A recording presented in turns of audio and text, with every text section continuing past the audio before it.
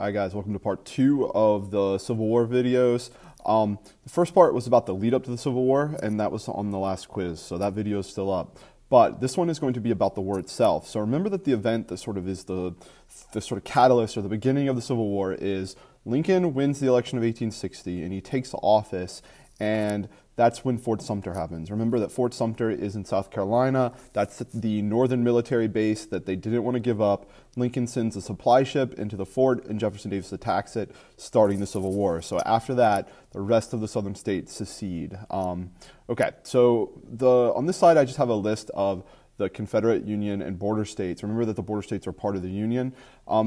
You just need to remember that the border states are slave states that sided with the Union, and they're important for a strategic reason. You know, it makes it easier for the North to move supplies and troops into the South, gives them like good locations to attack from, but also it gives them access to Washington, D.C., because remember that D.C. is between Maryland and Virginia was a southern state. So without Maryland, they would have lost access to the capital, and that's going to be something that's going to be important, okay? So make sure you know that.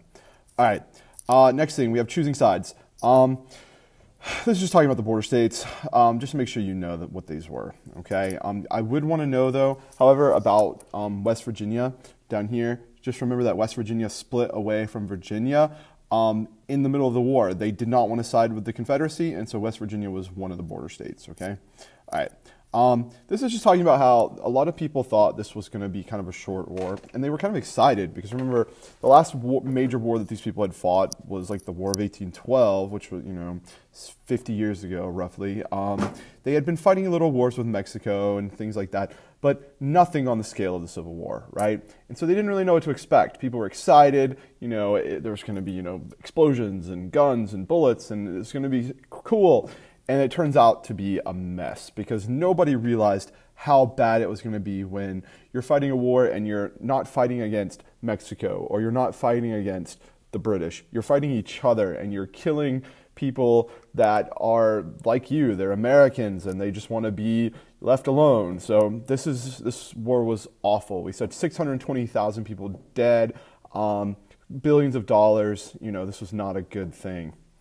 Both sides had strengths and weaknesses, right? So in the North, remember that the North had more people. That is one of their primary strengths. You would also want to know about the fact that they have the factories. Now remember, that's going to be a huge deal because the North can produce way more guns, way more bullets, and the South is going to have a hard time outfitting their soldiers by the end of the war, okay? The fact that the Union had the Navy, remember that's a big deal because that allows them to blockade the southern coast and not let them trade for supplies with other countries. Remember that Lincoln used the railroad system and the telegraph lines to move information and people and supplies back and forth to where it needs to go. So that's also a huge advantage. The South at the beginning of the war had better generals. Remember that at the beginning of the war they had Lee and they had Stonewall Jackson, where in the North it took them a while to find their generals, with Grant and Sherman. Cotton profits is important. The South had money. But the problem is that because they couldn't use that money to get supplies from other countries because of the blockade, but also the money was in the hands of the plantation owners, and they were not always willing to turn that money over to help pay for the war, which they're fighting for slavery, and the plantation owners don't want to pay for it, which, we've talked about that.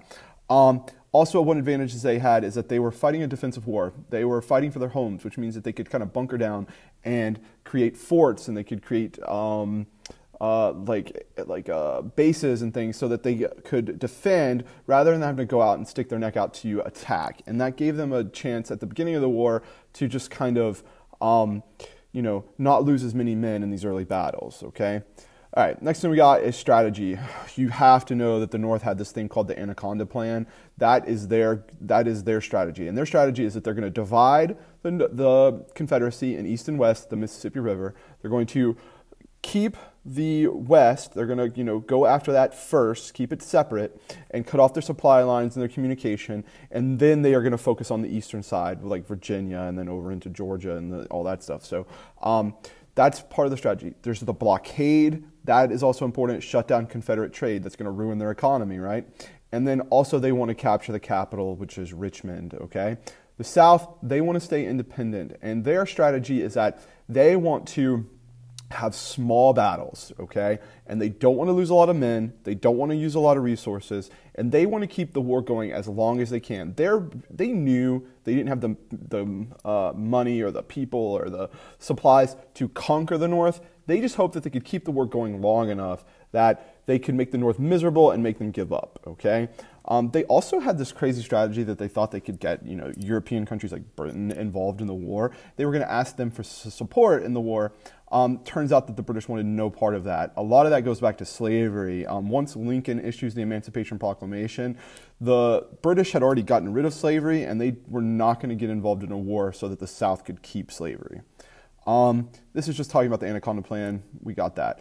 The two armies, remember that the Confederates wore gray and the Union wore blue. That led to a problem with like friendly fire. And also we had some problems with some flags, because remember, this is the original Confederate flag. And then when it's out on the battlefield, if the wind's not moving, the flag is not moving, you can't see it very well. It's smoky. You got blue and green, blue and gray uniforms. They had to come up with a different flag because friendly fire was a huge problem. And so this flag right here is the Confederate battle flag, right? And we talked about that. So just make sure you understand that. Next thing, we said this was a miserable war for a lot of different reasons. First reason is a lot of people are going to die. So your brother, your father, your neighbor, your friend might die in this war. But the other problem is that when people were hurt in the war, they got shot in the arm or the leg and they could survive, they didn't have antibiotics. They didn't have easy ways to, fix these wounds. So the Civil War is going to have a ton of amputations. And on top of that, as they are doing these surgeries, a lot of times they didn't have the drugs to, get rid of pain or to put people to sleep. And so people are getting amputated while they're awake or while they're, don't have proper medication. But they have to do that to prevent gangrene and to prevent infections, okay? Basically, this is a miserable war for the soldiers because they're not going to have access to a lot of different types of food, okay? And if you're not eating the right things, fruits and vegetables and a balanced diet, that's going to lead you to being sick, dysentery, things like that. But on top of that, because you're close quarters and it's hot and you're not showering normally and you're not having clean uniforms and clean tents and things like that, a lot of other problems are going to spread. Body lice was a huge one. And things like that. So just, diseases and sort of problems from close quarters and, lack of sanitation. And that's also going to spread disease and infection for these open wounds, right? Civil War medicine, one of the things that they tried to do to fix the fact that they didn't have the right sanitation is they actually hired women nurses. So they had surgeons, they had doctors who could do the amputations, who could operate on men. But when the surgeries were finished, they had a hard time, keeping those wounds clean, whether that was changing out the bandages or just washing off, the wounds and just to keep them clean. So they hired these women. There was a couple of famous women. We talked about Dorothea Dix. We said that she was the superintendent of the female nurses. I also told you about how she was really involved in the prison reform movement for, proper care of people while they're in prison, especially like the mentally handicapped who were often thrown in prison back then. And then we also talked about Clara Barton, who was a nurse during the war and then later goes on to found the American Red Cross. And remember, the Red Cross does things like blood drives and they show up at natural disasters and help people. So very important, development out of the Civil War, right? And they called what these people did first aid, just basic maintenance of, wounds and making sure that things are not bleeding and, that kind of thing. All right. Civil War, a lot of times you'll see this listed as like the first modern war, and they don't mean modern as in today's standards. Obviously, these people don't have airplanes, they don't have tanks, they don't have, the bombs and things that we have now. But what they did have for the first time is factories. So this was sort of like the first industrialized war, where Lincoln could have mass production of guns and early forms of grenades and bullets and all of this stuff. So the North is really going to sort of out-manufacture the South. And this is a strategy that the United States uses in lots of wars. It's basically what we did in World War I and World War II as well. Because we were not, destroyed from those wars, we manufactured tons and tons of things so that we could outfit our soldiers and outfit our allies, right? And so that's what Lincoln's going to do in the North. The big invention for the Civil War really comes down to the Colt revolver, these handguns that could fire multiple rounds before being reloaded, the Gatling gun, which was sort of like the first early machine gun, but you couldn't hold it. You had to mount it down. But that gun was dangerous. They would explode. But the big one is the mini ball. And remember that it was just a bullet that was much more accurate. It would fire straight, and it was very deadly. Next thing we have is key people in the war. Northern generals Ulysses S. Grant, William T. Sherman. You got that. Robert E. Lee and Stonewall Jackson. We've talked about them. When I say the Union, and this always trips me up when people don't know this, when I say the Union, I'm talking about the North. So the President of the North, or the United States, the Union is Lincoln, okay? And the President of the South, or the Confederate States of America, or the Confederacy, is Jefferson Davis, right? Make sure you know that. Okay, so now we're getting into some battles here. So the first Battle of Bull Run. Remember that this is in Virginia. It's in Manassas, Virginia, which is sometimes why it's called the Battle of Manassas. And this was the first major battle. And because of that, people were excited when they found out that this battle was going to happen. And so a lot of spectators showed up on the battle, at the battle, like civilians, and wanted to watch what was going to happen. And I don't think they understood what they were about to see. And when people started getting shot and killed, and they were seeing young guys out there dying, they tried to flee. The problem is that this battle was a huge, huge loss for the Union Army, and they actually have to retreat from the battlefield. And they get tied up with the onlookers, and some of those onlookers get trampled. And that obviously wasn't good. And a lot of those people got hurt. And basically what this battle did, besides it being the first major battle of the war, is it showed the North that they were really sort of outclassed when it came to their military early on. Even though they had more people, they had more guns, they had more supplies, they were losing. And they lost battle after battle for the first 2 years of the war. And it's because they were underestimating the South, and they were not ready. And so this showed them that the war was not going to be short, and it was not going to be easy, okay? The second battle we talked about is the Battle of Antietam. This is the single bloodiest day of the war. So in this one-day battle, 23,000 men died. So this is by far the worst one-day battle of the war. And remember, more people are going to die at like Gettysburg or at Chickamauga, but those battles lasted for 3 days. So Antietam was a one-day battle where 23,000 men died. That is a lot of people to die in one battle, okay? This battle is also in Virginia. And the big thing that happens here, besides how horrible this battle is it ends in a draw. And Lincoln really pushed his general at the time, a guy named George McClellan, to pursue Lee after the battle to try to get him. And McClellan didn't. He felt like he wasn't prepared. In all honesty, he was probably scared of Robert E. Lee. And so this leads to General McClellan getting fired and Lincoln bringing in more generals. Eventually, that's going to lead to the appointment of Ulysses S. Grant as the commander of the Union Army, and then he's going to appoint Sherman, and then the war's going to, sort of change tides a little bit once Lincoln gets some better leadership in the military. So that's important. These are just pictures of the Civil War, because remember, this is the first war we have photographs of it, because the sort of Kodak cameras and things like that haven't been invented. You would want to know that later, like the Vietnam War is the first one where we have it's on television. They have very few videos. I mean, there is videos of like World War II and things like that, but the Vietnam War was the first one where you could watch it from home, right? Okay, so the next thing that we have to talk about is the Emancipation Proclamation. This is insanely important. I had a lot of questions about this on the study guide. So what I want you to know about the Emancipation Proclamation is that, yes, it's Lincoln declaring that slavery in the South, or the states that are in rebellion, is over.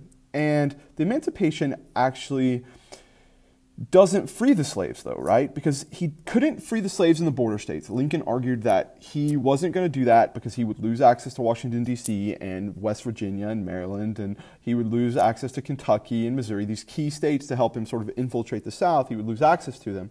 So he was really focused on the South. And he actually gave them the opportunity with the Emancipation, saying, hey, come back into the Union, we can go back to the way things were, but they weren't going to listen. The war's been going on now for 2 years, right? So this is about Lincoln changing the character of the war. He would never sort of say he was going to end slavery. Remember, his thing was he's going to halt the expansion. Now he is ending slavery in the South. But the Emancipation does not end slavery, okay? That's key. What it does do is it would allow black men in the Union to join the Union Army. That is something it did do, and it changes the character of the war. But it's the 13th Amendment that ends slavery, and that is key, okay? All right. This is just going through the emancipation. Remember that there were people who were not happy about the emancipation. They thought it was basically antagonizing the South. It was like kicking the hornet's nest. It was saying, hey, we want this war to come to an end, but we're going to let you know that your way of life when the war is over is done, and it's going to make the South want to sort of fight harder. At least that's how some people felt. But they were already 2 years into the war. You know, hundreds of thousands of people have died. I don't think Lincoln really felt like he had anything to lose at that point, right? This is just going back into the emancipation. This one is talking about the black soldiers in the Union Army. Remember that, yes, they were allowed to fight in the war, but they were in segregated units. They don't desegregate the Army until after World War II. They were not allowed to, be in the same ranks. They couldn't be generals or colonels or lieutenants. They were the, lower leveled soldiers.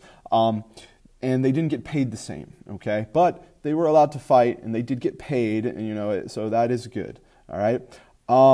The thing that we did talk about with Lincoln that was controversial is, remember we said that he actually does something where he suspends this thing called habeas corpus, right? And habeas corpus is the right to a trial.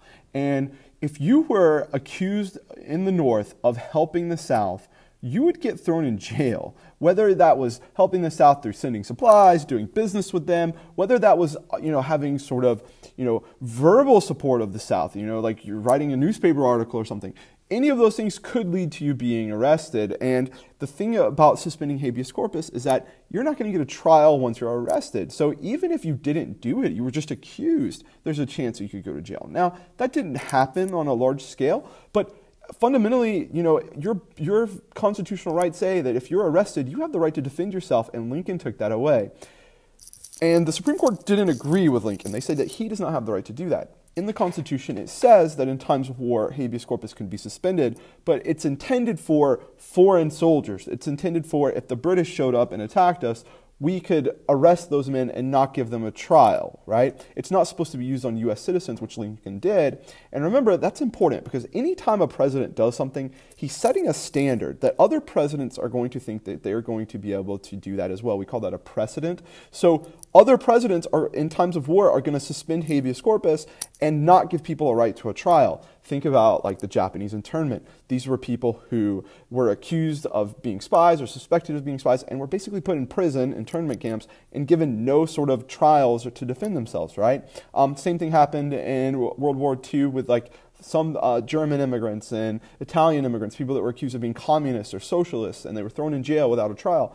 That's not good. So yes, Lincoln is going to be on a lot of top 3, top 5, top 10 lists of best presidents, but he wasn't perfect. Nobody is. No presidency is perfect, okay? This is just talking about them criticizing Lincoln suspending habeas corpus. Remember, Jefferson Davis ends up doing the same thing. He would arrest you if you were suspected of, working against the South, right?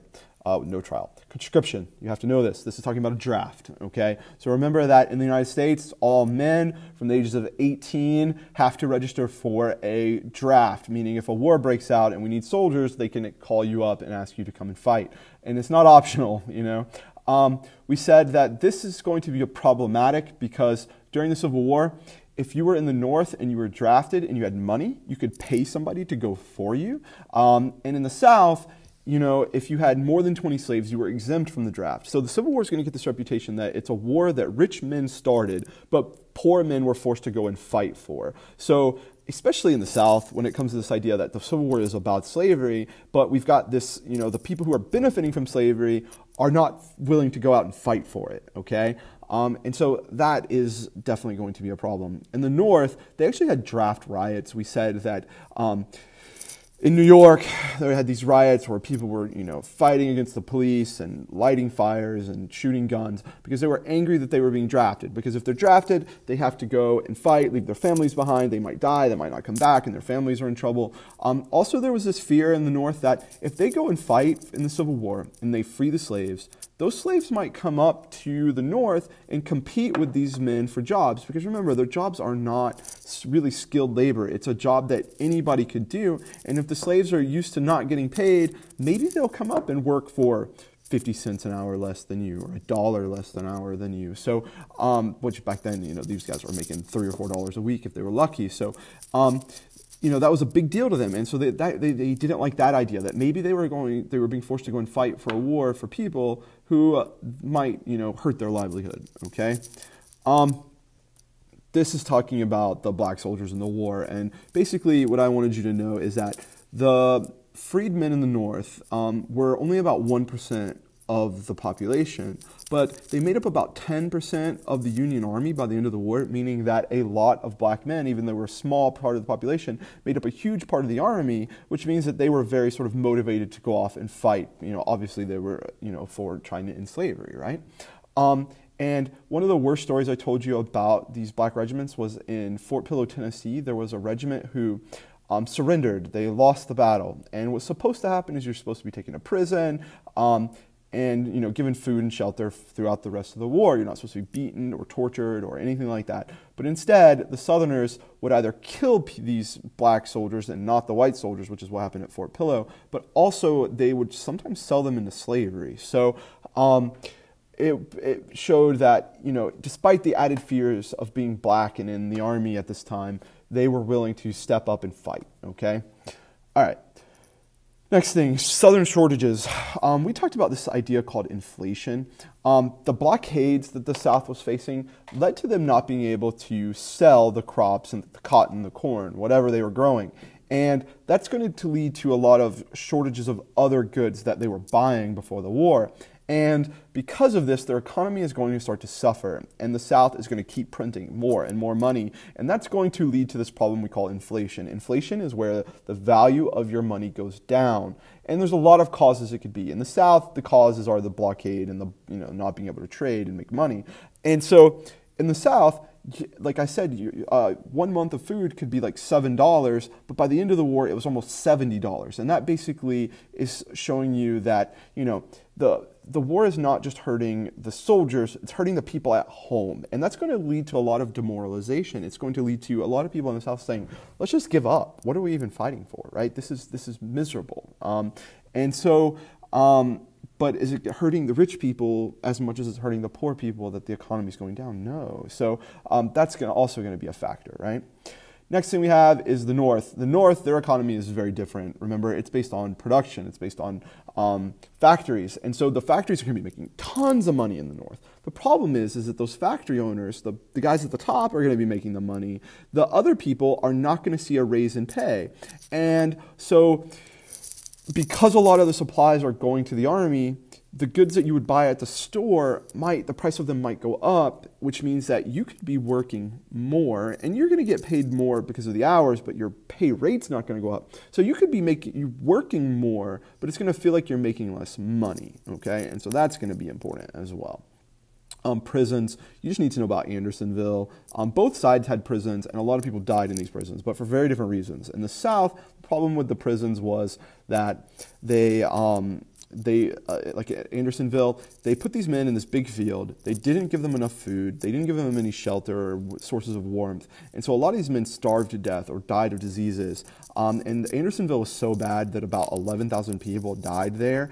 And the guy who was running it, a guy named Henry Witz, ends up getting hanged for war crimes. The northern prisons weren't much better, but they were a little bit different. So in the North, a lot of people died, but it was because of the cold. They had a hard time warming up these prisons, but they weren't starving them to death like they were in the South, okay? So that's going to be important. Let's keep going. Gettysburg. We talked about Gettysburg. Gettysburg is the turning point of the war. This is a huge 3-day battle in Pennsylvania where the Confederacy wins the first day and then the Union wins the last 2 days. And this is such a huge battle. This is by far the biggest battle of the war, that the South is crippled after this, and they can't attack the North anymore. They're just on the offensive, or the defensive. And so this is sort of the beginning of the end. And this is also what turns the tide of the 1964 presidential election, because Lincoln's up for re-election, and early on in that election, saying he's losing because they're losing the war, or at least they're not winning the war at the rate that the North thought they should. But once Gettysburg happens and the North knows they're going to win the Civil War, Lincoln gets reelected, and this is the beginning of the end for the South, right? So that's going to be important. But just know that Gettysburg is the turning point of the war, and then after this, the North is going to start closing in on the South, okay? Gettysburg Address, remember that to commemorate the Battle of Gettysburg, they had this big ceremony after all of the men had been, buried and stuff like that. And Lincoln gets up and gives a 2-minute speech where he basically has 2 messages. He says, honor the dead who died here, do not forget them and their sacrifices, but also don't forget why they died here. Know that this is about the Union. This is about keeping the country together. And my favorite line is, that a government for the people, by the people, shall not perish. So he's basically saying, we are here to preserve the Union, and we want to, honor the dead, okay? All right, next thing we have, Confederacy is wearing down. After Gettysburg, like we said, morale is low, the economy's bad, the people are going to start turning on Jefferson Davis, they're going to stop following his orders, some of the states are going to stop following his orders, and so it's sort of the beginning of the end, right? Okay, the next thing we have to talk about is this guy right here. This is William T. Sherman. He is going to be appointed by Grant to help him lead the rest of the war. The big thing about Sherman is he believes in the strategy called total war, meaning he's going to punish the South. He's going to punish not just the soldiers, he's going to punish the civilians. Men, women, children, old, young, doesn't matter. He's going to burn down your home. He's going to, burn down your fields, destroy your crops, destroy everything you know near and dear in order to make you so miserable that you will surrender, okay? And so Grant and Sherman are going to believe in that, and they're going to be the ones who are responsible for the March to the Sea, and that's mostly Sherman, right? Because Grant's up in Virginia fighting with Lee, most of this, right? I don't have it in this packet of notes, but you did write this down, the Battle of Chickamauga. That happens right before Sherman's March to the Sea. So remember that Chickamauga is where the North was trying to come into Atlanta from Chattanooga, and they are in North Georgia at a place called Chickamauga, and the North loses this huge battle and is driven back to Chattanooga, and it prevents the North from getting to Atlanta for a couple of months. But the South is going to make a mistake, and they're going to try to attack the North in Chattanooga to get it back because they wanted the train depot there, but they lost, and then that's what clears the way for Sherman to burn down Atlanta, okay? So I didn't have that in here, but you do need to know that. Sherman's March, remember we called this a couple of different things. Sometimes you'll hear it called the Atlanta Campaign, sometimes you'll hear it called the March to the Sea, okay? But fundamentally, what this is doing is Sherman, starts in Atlanta, marches all the way down to Savannah, and destroys everything. Houses, barns, fields, whatever, okay? Then, once he gets to Savannah, he burned down parts of it, but he left Savannah mostly staying because there was cotton there and there were supplies there that he could sell because it was waiting to be shipped out that he couldn't because of the blockade. And then he turns around and he starts heading up to North and South Carolina until the end of the war. So he has this wide path of destruction. He's freeing slaves and letting them help and join the army as he's going. Remember, he's trying to make the South give up, and it worked. Okay, talked about all this. Here's a picture of Atlanta before and after. Last sort of major event of the war itself is at a place called Petersburg. There's a big battle between Grant and Lee loses. And so they agree to get together shortly after, and they get together shortly after, and they have a meeting at Appomattox Courthouse. That is where where Lee surrenders to Grant, right? He gives him his sword, and the war is over.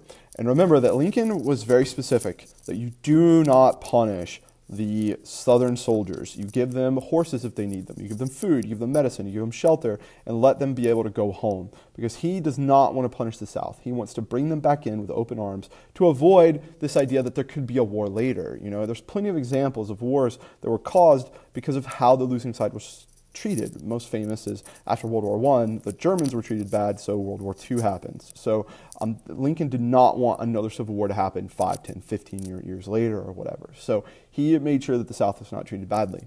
The people that were punished were the Confederate leaders like Jefferson Davis, Robert E. Lee. They weren't killed or anything, but they never were given their citizenship back after the war, which means they couldn't serve in the government, they couldn't be in the military, they couldn't vote, and things like that, okay?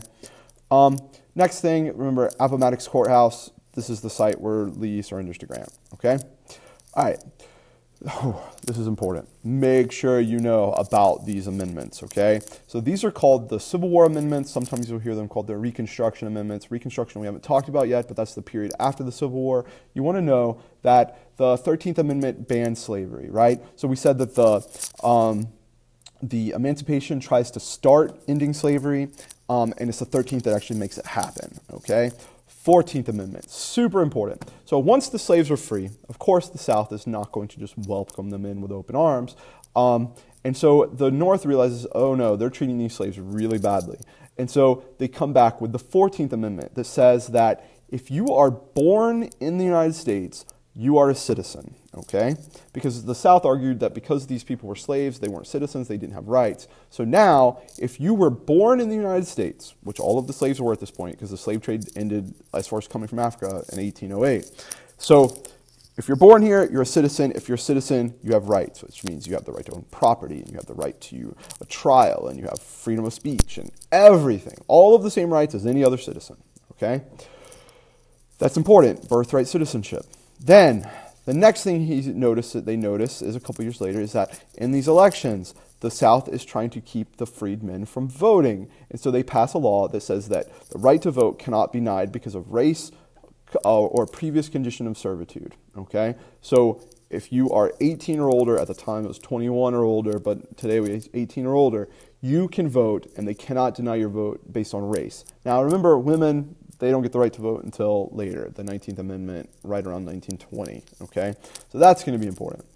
Next thing we got is the cost of the war. Remember that this war cost billions of dollars, it cost hundreds of thousands of lives, and we lost, almost as many men in the Civil War as we did in every other war we fought combined. Not, World War I or World War II, millions of people died, but they weren't all Americans. So as far as Americans dying, the most by far was in the Civil War, and almost as many as how many we lost in every other war combined, right?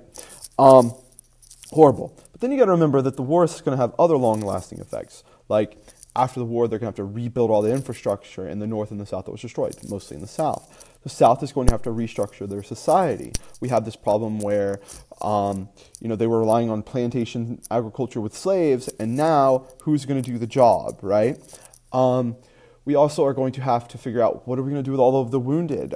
What's going to happen to all these people whose dad, brother, son, died, right? So everything's going to change after the Civil War, right? And unfortunately, Abraham Lincoln wasn't there to sort of lead that change. April 1865, Abraham Lincoln is shot by John Wilkes Booth. Remember that John Wilkes Booth was an actor, which is why he was able to get to Lincoln. They had very lax security back then, so he had a gun in his sleeve, and he snuck in to go and meet Lincoln, and then instead he shot him. Remember that John Wilkes Booth was a secessionist. He was pro-slavery. He did not like Lincoln, and so he was also, their story goes is that he was like jealous of his brother, who was more famous than him. So anyway, John Wilkes Booth assassinates Abraham Lincoln, and the next person in line to become president was Andrew Johnson. And so we're going to talk about all of the conflict that happens with Andrew Johnson in the next set of notes, okay? Good luck on the quiz tomorrow. If you have any questions, message me. I'll be glad to help.